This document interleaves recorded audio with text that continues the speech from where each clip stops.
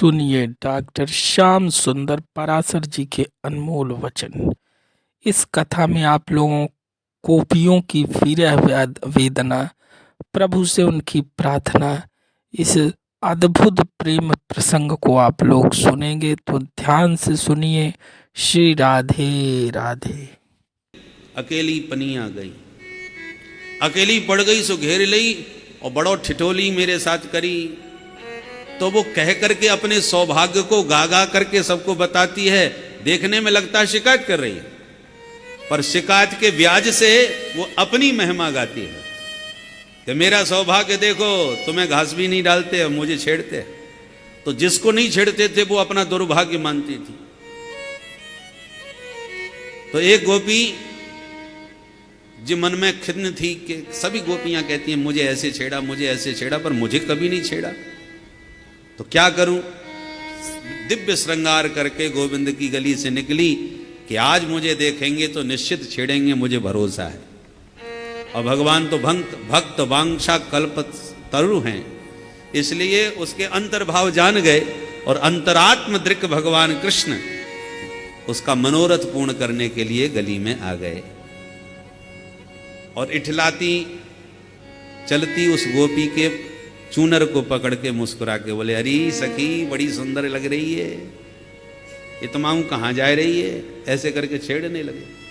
अब गोपी तो एकदम रोमांचित हो गई, गदगद हो गई कि आज मेरे सौभाग्य का उदय हो गया, मेरा मनोरथ पूर्ण हो गया, देखो कैसे छेड़ रहे। तो मन तो आनंद से भर गया, किंतु ऊपर से आंख दिखाने लगी, भ्रकुटी तानने लगी, भगवान को डांटने लगी। मुंचांचलम चंचल पश्य लोकम बालोसिना लोकयसे कलंकम गोपाल गोपालन पंडितोऽसि भावं न जानासि विलासनीना।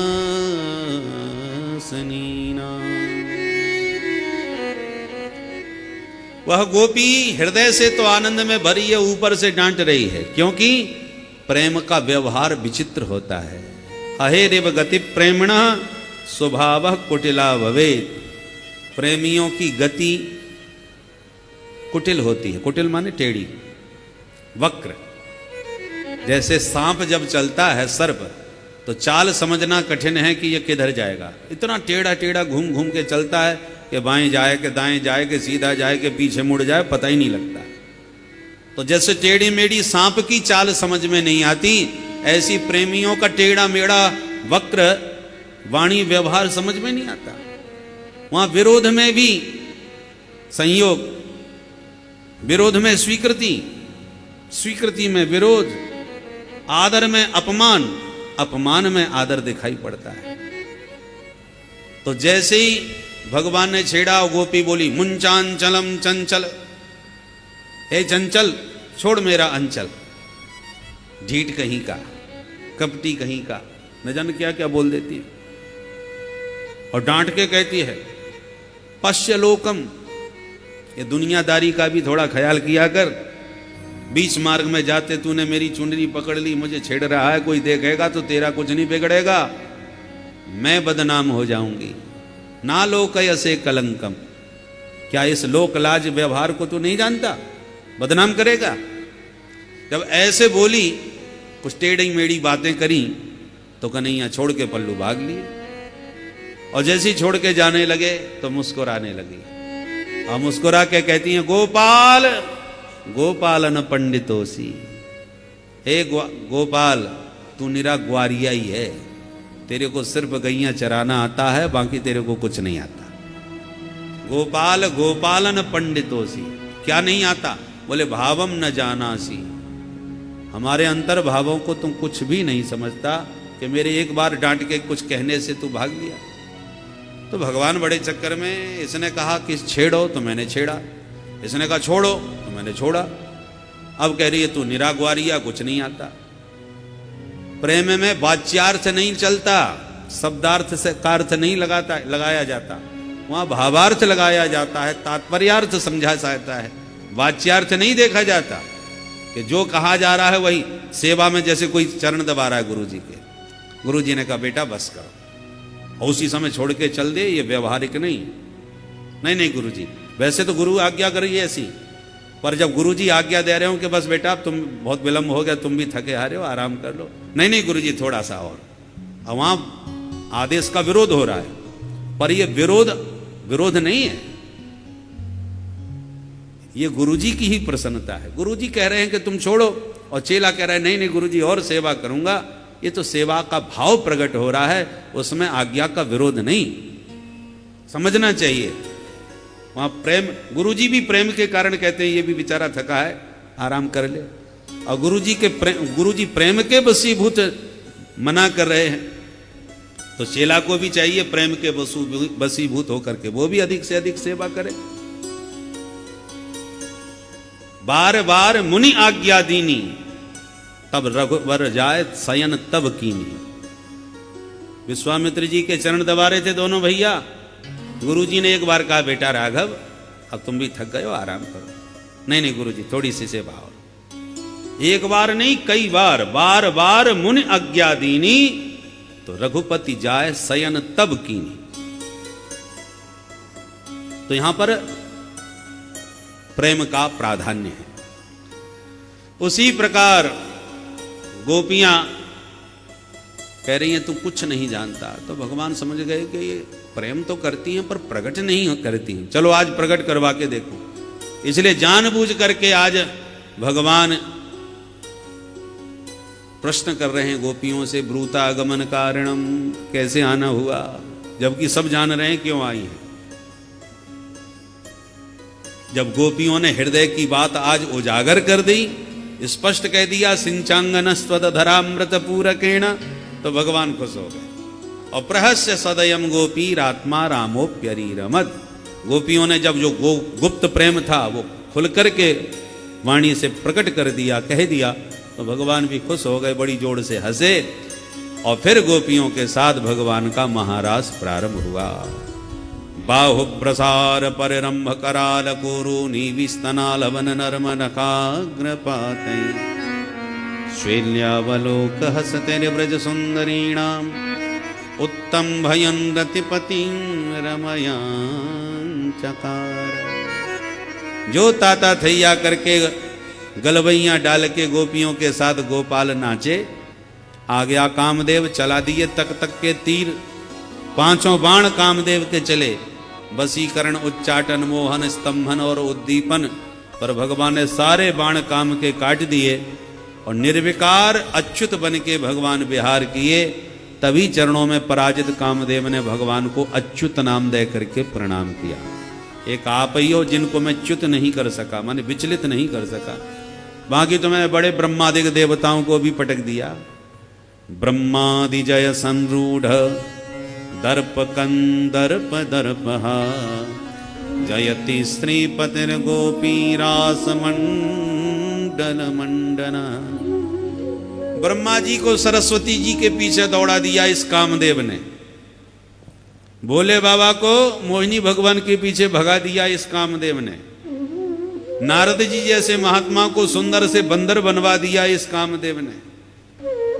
तो बड़े बड़े महात्मा और देवताओं का जब ये हालत कर दी तो इसको बहुत अभिमान हो गया, और इसी अभिमान को तोड़ने के लिए ब्रज बामाओं के साथ रास विलास किया भगवान ने, और कहा हमको विचलित करके दिखाओ। कामदेव की सारी शक्ति लग गई और कन्हैया के चित्त पर कोई प्रभाव काम का जब नहीं पड़ा, तब अच्युत नाम दे करके प्रभु के चरणों में प्रणाम किया। उत्तम भयन रतिपतिम, रतिपति काम को भगवान ने ऊपर स्तंभित कर दिया, माने लटका दिया।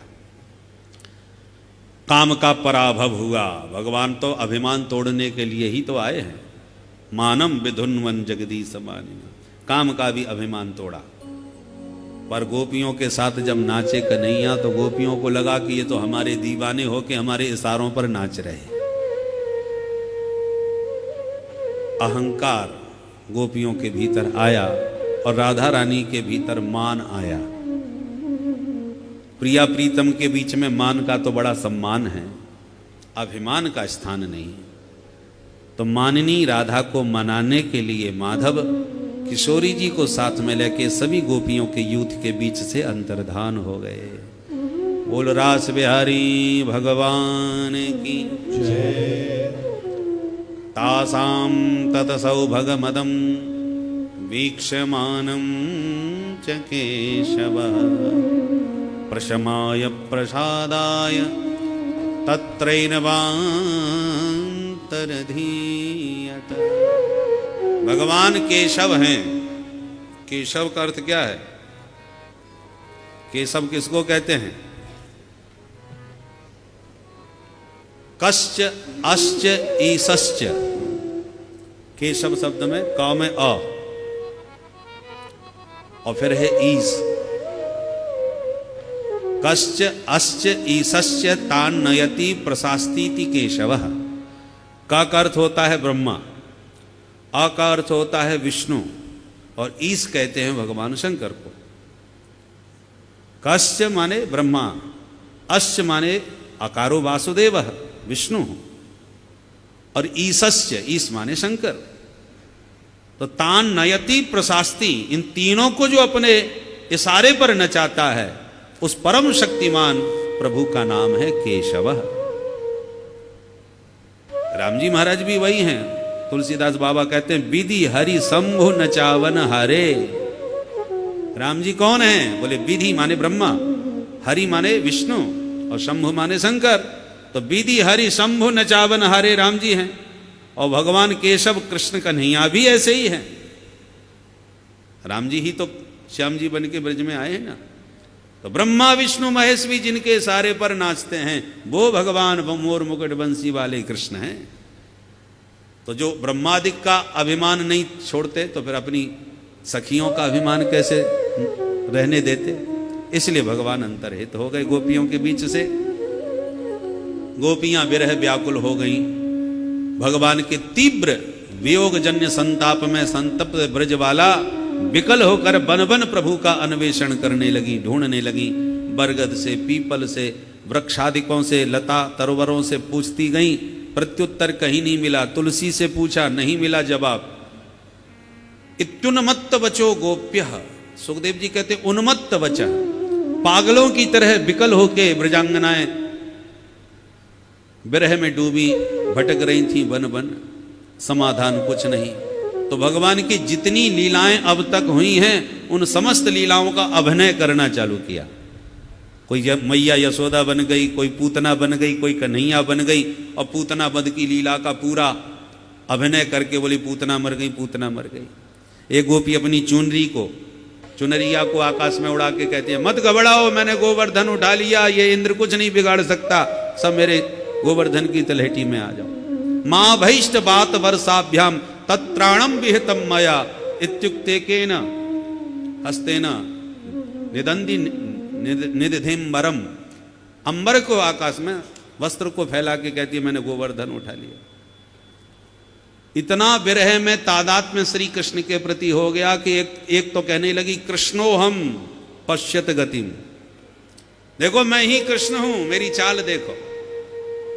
जैसे ब्रह्म चिंतन करते करते अंत में सोहम की सत्ता में, सोहम वृत्ति में साधक पहुंच जाते हैं,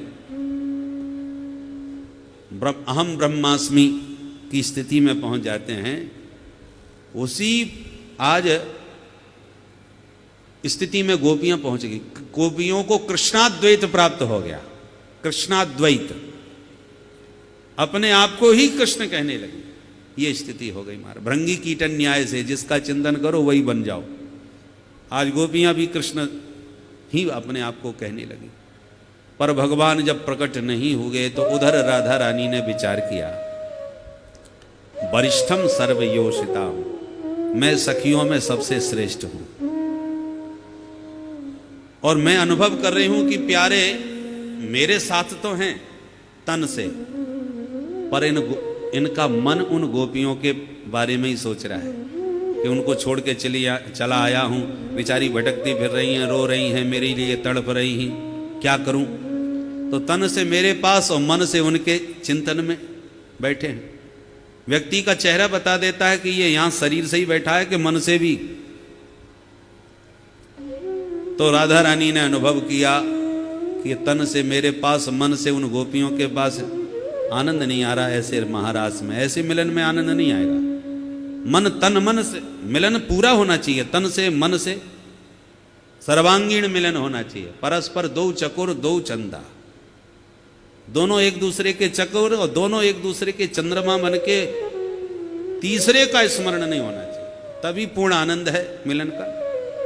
तब मुख चंद्र चकोरे मेरे नयना, अरबरात निस दिन मिलबे को, मिले ही रहत मानो कबहू मिले ना। भगवत रसिक रसिक की बातें, रसिक बिना कोई समझ सके ना। तब मुख चंद्र चकोरे मेरे नयना।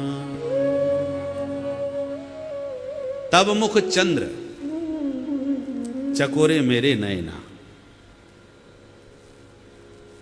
किशोरी जी चंद्र बन जाती हैं तो गोविंद के नेत्र चकोर बन जाते हैं, और किशोरी जी चकोरी बन जाती हैं तो गोविंद का मुख चंद्र हो जाता है। तो दोनों एक दूसरे के चंद्रमा और दोनों एक दूसरे के चकोर, परस्पर दो चकोर दो चंदा। और अरबरात निस दिन मिलवे को, 24 घंटे अहर निस दिन रात एक दूसरे से मिलने के लिए उतावले बने रहते हैं। अरबरात निस दिन मिलवे को, तो क्या मिलन इनका कभी होता नहीं? बोले नहीं नहीं, मिले ही रहत।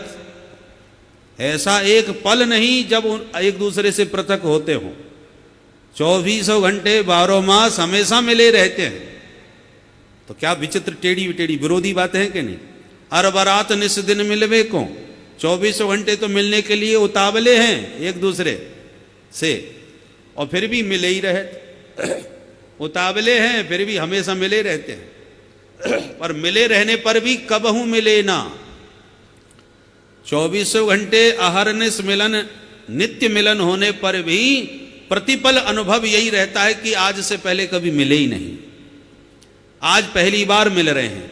प्रति क्षण में मिलन नित्य नूतन है, दिने दिने नवम नवम नमामि कृष्ण संभवम। प्रतिपल नवीनता का दर्शन हो रहा है। तृप्ति कभी नहीं, संतुष्टि कभी नहीं, निरंतर दिन रात प्यास उत्तरोत्तर बढ़ती जा रही है। प्रेम का स्वरूप है प्रतिक्षण वर्धमानम। प्रेम उत्तरोत्तर बढ़ता है, घटता नहीं, रुकता नहीं, टिकता ठहरता नहीं, बढ़ता ही चला जाता है। प्रतिक्षण वर्धमानम, गुण रहितम कामना रहितम, प्रतिक्षण वर्धमानम, सूक्ष्मतरम अनुभव रूपम। अनुभव रूप प्रेम है, वाणी से अनिर्वचनीय है, कहा नहीं जा सकता, बढ़ता ही चला जाता है। जहां मिलने के बाद ठहराव आ जाए, संतुष्टि मिल जाए और फिर घटना प्रारंभ हो जाए, वो प्रेम नहीं है, वो तो काम है। काम में वो बात नहीं होती। काम में प्रेम में बहुत बड़ा अंतर है। यदि एक दूसरे से सुख पाने का प्रयास है तो काम है, और एक दूसरे को सुख प्रदान करने का प्रयास है, एक दूसरे को सुख देने का प्रयास है, तो प्रेम है। प्रेम में काम में यही मोटा सा अंतर है। तो यहां पर दोनों प्रिया प्रीतम निरंतर मिले हुए हैं, मिलने के लिए फिर भी आतुर बने रहते हैं, और एक पल को भी कभी अलग होते नहीं। परस्पर दो चकोर दो चंदा है। भगवत रसिक रसिकी की बातें रसिक बिना कोई समझ सके ना। ये रसिकों की बातें रसिक जन ही समझ सकते हैं। तो ऐसी तो किशोरी जी ने सोचा कि प्यारे मेरे साथ तन से हैं, पर इनका मन आज उन गोपियों के चिंतन में है। ऐसा अधूरा मिलन अच्छा नहीं लगता, तो क्या करें?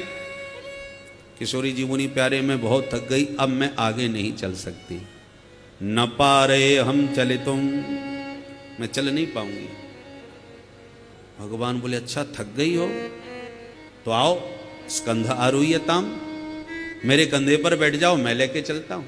बोलो कहां लेके चलूं? पहले तो भगवान ने कहा कहां चलोगी बोलो। किशोरी जी बोली नयमाम यत्र ते मनः, जहां तुम्हारा मन हो वहां ले जाओ। न पारे हम चलितुम, मैं अब चलने में तो समर्थ नहीं हूं, अब नयमाम यत्र ते मन, जहां तुम्हारा मन हो तहां तुम ही हमको लेके चलो। तो वाच्यार्थ तो सीधा, शब्दार्थ तो यह है कि तुम्हारा जहां मन हो वहां ले चलो, पर इसमें व्यंजना यही है, व्यंग किशोरी जी का यही है कि यत्र ते मनः तत्र माम नय। जहां तुम्हारा मन पड़ा है, जिनमें तुम्हारा मन बसा है, उन्हीं रसिकों के बीच में मुझे भी लेके चलो, तो पूरा आनंद आएगा ना रास का। अब मन से उनके पास घूम रहे हो, तन से हमारे साथ बैठे हो, ये अधूरापन अच्छा नहीं लग रहा। इसलिए जहां तुम्हारा मन है वहां हमको भी लेके चलो, फिर पूर्ण रूपेण तन मन के पूर्ण सर्वांगीण मिलन से आनंद महाराज का बरसेगा। भगवान बोले तुरंत स्कंध आरूह्यताम, आओ प्यारी जी कंधे पर विराजमान हो जाओ। और इसी शब्द ने किशोरी जी को आनंद की समाधि में डुबा दिया। किशोरी जी मन में सोचने लगी कि मैं तो इसलिए ये बहानेबाजी कर रही थी कि जब मैं कहूंगी कि प्यारे मैं बहुत थक गई हूं, तो प्यारे कहेंगे चलो थोड़ी देर यहीं आराम कर लो, बैठ जाओ, मैं तुम्हारे चरण दबा देता हूं। तो ऐसे जब प्यारे भरी बातें करेंगे, बैठ जाएंगे, तो जो पग चिन्ह देखती देखती खोजती खोजती गोपियां आ रही हैं, वो इनको पकड़ लेंगी। और मैं गोपियों की यूथपा हूं, मुखिया हूं, और मुखिया मुख सो चाहिए। मुखिया मुख जैसा होना चाहिए कि मुख भोजन करता है और शक्ति पूरे शरीर को मिलती है। ऐसी मुखिया को अपना ही नहीं, अपने पूरे परिकर का ध्यान रखना चाहिए, सबके सुख का उसे ध्यान रखना चाहिए। तो मैं यूथपा गोपी हूं, प्रमुख हूं, इसलिए मुझे अपनी सभी सखियों के सुख का ख्याल रखना चाहिए। और सभी सखियां सुखी कब होंगी? जब प्यारे उन्हें प्राप्त होंगे। और प्यारे कब प्राप्त होंगे? जब मैं बहाना कर लूंगी कि मैं चल नहीं पा रही, तो ये कहेंगे चलो यहीं थोड़ी देर बैठ लेते हैं। फिर जो पग चिन्ह देखकर गोपियां आ रही हैं, वो इनको प्राप्त हो जाएंगी। तो बहाना कर रही थी थकने का, पर यह कल्पना नहीं थी कि प्रभु ये कहेंगे कि मेरे कंधे पर बैठ जाओ, मैं तुम्हें लेके चलूंगा। जब प्रभु ने कहा कि स्कंध आरूह्यताम, तो आनंद में डूब गई। अरे ये तो मेरे से कितना प्रेम करते हैं कि मेरे परिश्रांत होने का समाचार सुनते ही इन्होंने मुझे अपने कंधे पर बैठा लिया। तो जब अत्यंत प्रेम हृदय में उमड़ता है ना, तो प्रेम की पराकाष्ठा पर मूर्छा आ जाती है। तो राधा रानी इसी शब्द में इतना प्रेमाधिक्य में डूब गई कि मूर्छा में एकदम वहीं चक्कर खा के गिर गई। और उधर पग चिन्ह देखती तत्काल गोपियां पहुंच गई। भगवान तुरंत छुप गए। किशोरी जी को अकेला सखियों ने देखा, वो भी मूर्छा में देखा। तो सभी ने कृष्ण नाम संकीर्तन करके राधा रानी को सावधान किया। किशोरी जी जब होश में आई तो बार बार हरि को पुकारने लगी। हा नाथ रमण प्रेष्ठ क्वासि क्वासि महाभुज दास्यास्ते कृपणाया में सखे दर्शय सन्निधि। बार बार पुकार रही हैं, हा नाथ, हा रमण, हा प्रेष्ठ। प्रेष्ठ कहते हैं वल्लभ को। तो इसी संबोधन पर श्री राधा वल्लभ लाल जी का प्राकट्य हुआ ब्रज प्रदेश में। बोल राधा वल्लभ लाल की जय। जब हा नाथ कहा तो गोपीनाथ भगवान प्रकट हो गए। हा रमण कहा तो राधा रमण लाल जी प्रकट हो गए। हे प्रेष्ठ कहा तो श्री राधा वल्लभ लाल प्रकट हो गए। हे महाभुज कहा तो मदन मोहन ठाकुर प्रकट हो गए। और हे सखे कहा तो श्री बांके बिहारी लाल प्रकट हो गए। भगवान के ये पंच स्वयंभू विग्रह है। उनमें से मदन मोहन भगवान तो करौली चले गए, गोपीनाथ भगवान जयपुर चले गए, और 3 विग्रह आज भी श्री धाम वृंदावन में विराजमान है। पर सखियों के बीच जब प्यारे प्रकट नहीं हुए तो राधा रानी के साथ सभी सखियां मिलकर यमुना के पुलिन पर पहुंची। और यमुना पुलिन पर आकर के सबने मिलके भाव से गीत गाया, भगवान को विरह में पुकारा। इसी का नाम गोपी गीत है। सभी गोपियां आर्त होकर के पुकार रही हैं। जयति तेधिकं जन्मना व्रज श्रयत इंदिरा सस्वदत् रहे।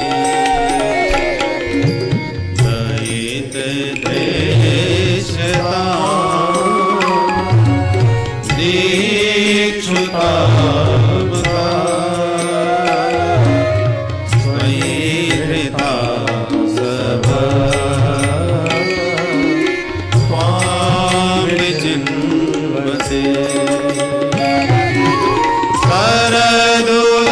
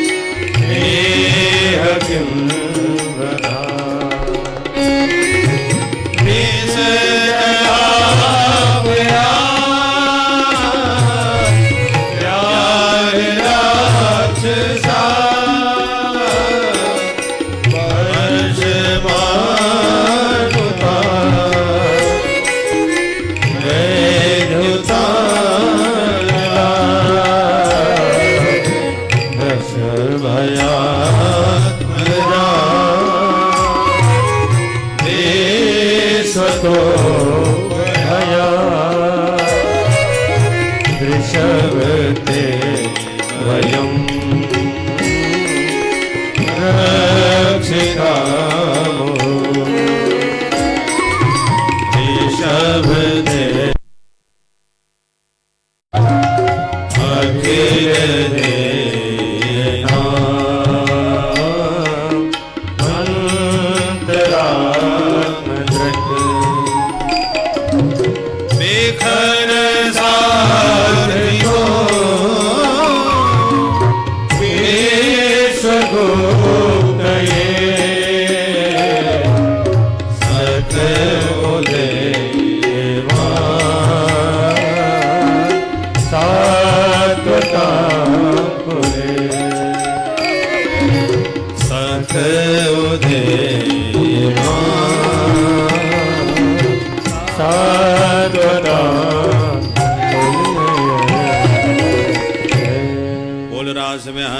भगवान की जय। तो गोपियां कहती हैं, प्यारे आपके जन्म से ब्रज की महिमा वैकुंठ से भी अधिक श्रेष्ठ हो गई। गोपी गीत के बड़े सुंदर प्यारे विविध भाव हैं। इस बार जन्माष्टमी पर आनंदमयी माँ के आश्रम में श्री धाम वृंदावन में ही त्रिदिवसीय 3 दिन का गोपी गीत पर ही प्रवचन करना सुनिश्चित हुआ है। तो रसिकों के बीच में, आप सब प्रेमियों के बीच 3 दिन तक गोपी की गीत की चर्चा विस्तार से आनंद पूर्वक डूब करके करने का हम लोग आनंद लेंगे।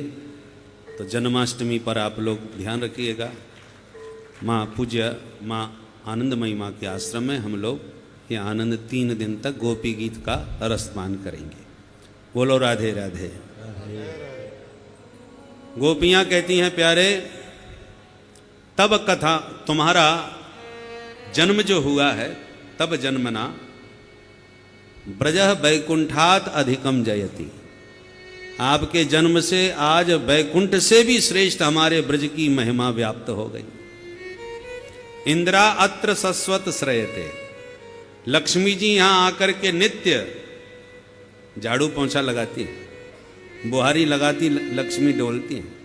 जबकि लक्ष्मी एक जगह टिकती नहीं है, वो चंचल स्वभाव की है, चला लक्ष्मी। पर वो चंचला चपला ब्रज में अचला होकर के विराजमान है, अपना चांचल्य भूल गई आपको देखकर। दयिते दृश्यताम दृश्यताम प्रत्यक्षी भूयताम। प्यारे बहुत तड़फा लिए, रोला लिए, भटका लिए, अब तो हमारी आंखों के सामने आ जाओ। मानो प्रभु ने कहा, क्यों आ जाऊं? बोले हमें देखने आ जाओ। बोले आज तक मैंने तुम्हें देखा नहीं है जो तुमको आज देखूं। गोपियां कहती हैं, दयित दृश्यताम दीक्षु। दीक्षु माने पश्यतु, हमें आकर के एक बार देखो। क्या देखो? बोले ताव का, हम सब तुम्हारी हैं और तुमने बड़ी बड़ी प्रतिज्ञाएं की हैं, जो हमारा हो गया एक बार उसकी सारी पीड़ा हर लेता हूं, सारे संताप सारे भय उसके मिटा देता हूं।